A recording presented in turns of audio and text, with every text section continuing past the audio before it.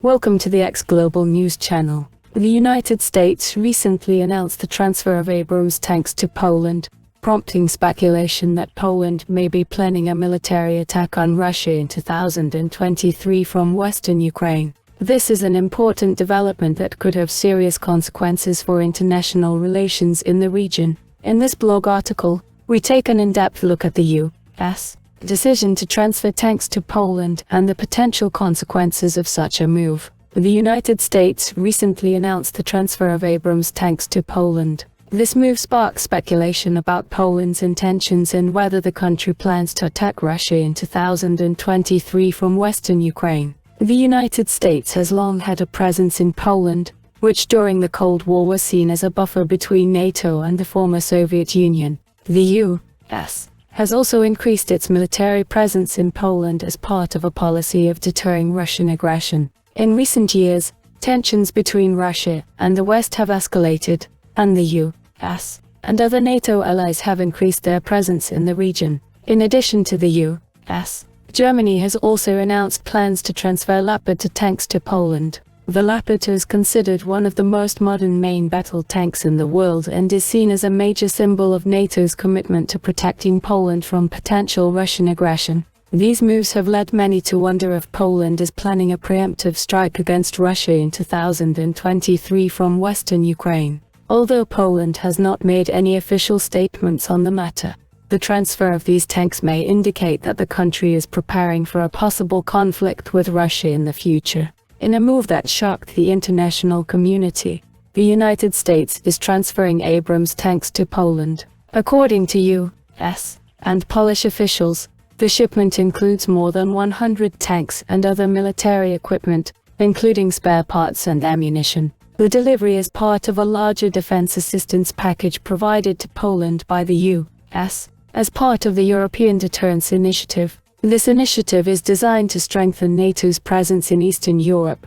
primarily in response to Russian aggression in Ukraine. Poland is a key NATO ally in the region and is at the forefront of NATO efforts to deter Russia from further aggression in Ukraine. This transfer has raised questions about Poland's intentions. Is it a sign that Poland is preparing for a potential conflict with Russia? It is not yet clear how the tanks will be used, but the move has raised speculation that Poland may be planning to use tanks in a future conflict with Russia. The tanks are also seen as a sign of solidarity between the U.S. and Poland and a show of support for Poland's efforts to strengthen its own defense capabilities. It is not yet clear how Russia will react to this move, but it is safe to say that this transfer will further increase tensions in the region. Now let's look at the latest international news. NATO Secretary General Stoltenberg called supplying weapons to Kiev the shortest way to peace with Moscow. NATO's military support for Ukraine will help achieve a ceasefire between Kiev and Moscow more quickly,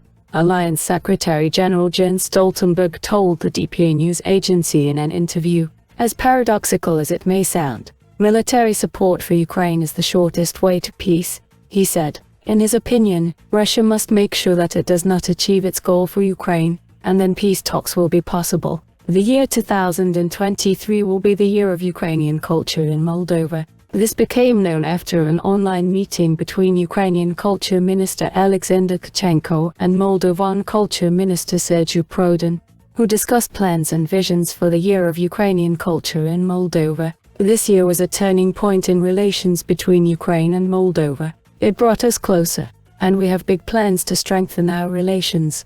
There are many ideas, many possibilities and options for cooperation between our countries, institutions and collectives, Alexander Tkachenko said. The Secretary of the National Security and Defense Council of Ukraine admitted that the FU will cross the Russian border. Secretary of the National Security and Defense Council, NSDC, of Ukraine Alexei Danilov, commenting on the possibility of transferring combat operations to Russian territory, said that the Ukrainian army may cross the Russian border if it is necessary to protect the country. If it is necessary for the defense of our country to be where we deem necessary, we will be there, and we will not ask anyone. And all this talk about not annoying anyone there is nonsense, Danilov told the Kiev Post.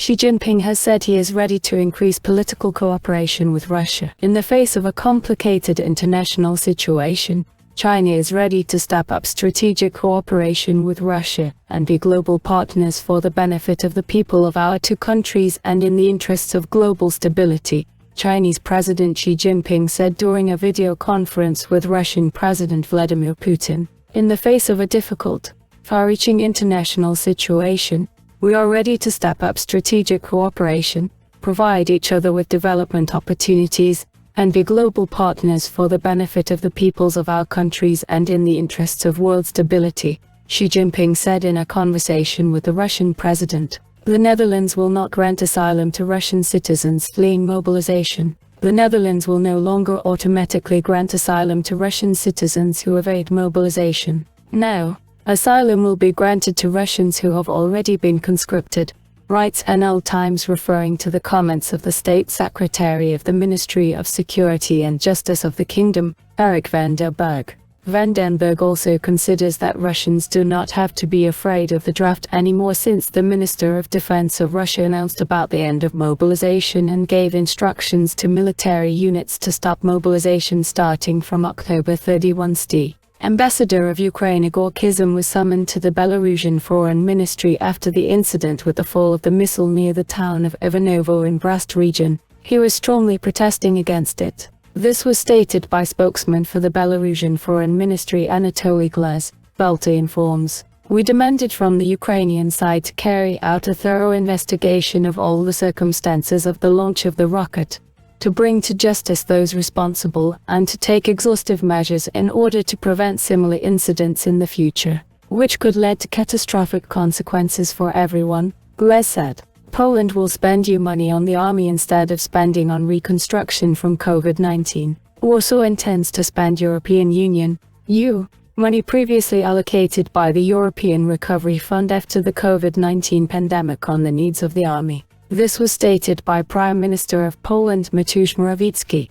His words cited by RIA Novosti. The dispute with the European Commission should be over. The real conflict is being played out today in the east of Poland, and funds from the CO mean more money for the Polish army, the Prime Minister said of future spending. Estonian Prime Minister Kaja Kallas has called the refusal to teach Russian language in the country's schools a security issue.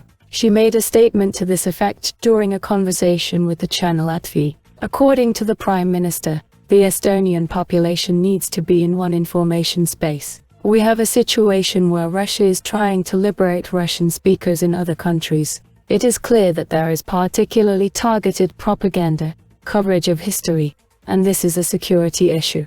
A security issue for a small state, the politician stressed. Don't forget to subscribe to our channel and turn on the notifications to be informed about new videos. Also, like us and write your opinion in the comments. Thank you for watching us.